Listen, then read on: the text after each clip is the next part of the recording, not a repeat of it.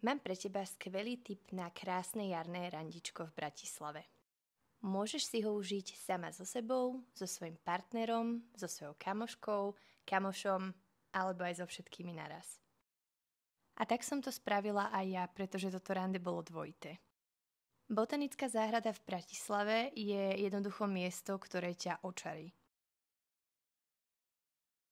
My sme začali práve skleníkmi, kde je tých nádherných rastlín na jednom mieste fakt veľa a ja som si to veľmi užívala.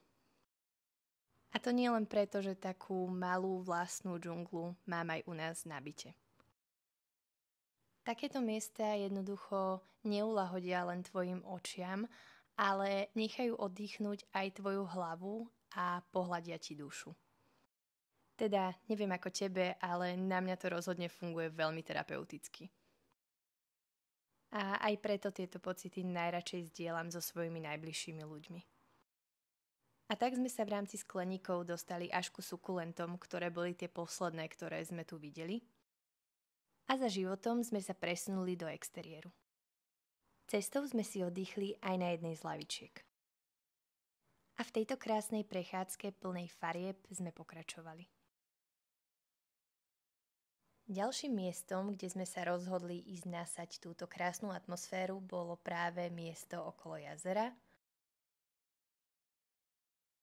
A z toho som sa veľmi tešila, pretože som v ňom uvidela aj jednu z korytnačiek, ktorú som si stihla aj natočiť.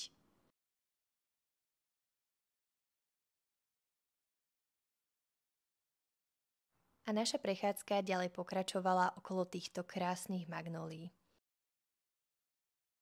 Po asi 2 hodinách sa naše randičko schylovalo ku koncu. Aj keď je to presne jeden z tých momentov, ktoré by sme chceli, aby trvali večne. A na budúce si sem určite musíme zobrať aj deku. A ako by sa takéto randičko páčilo tebe?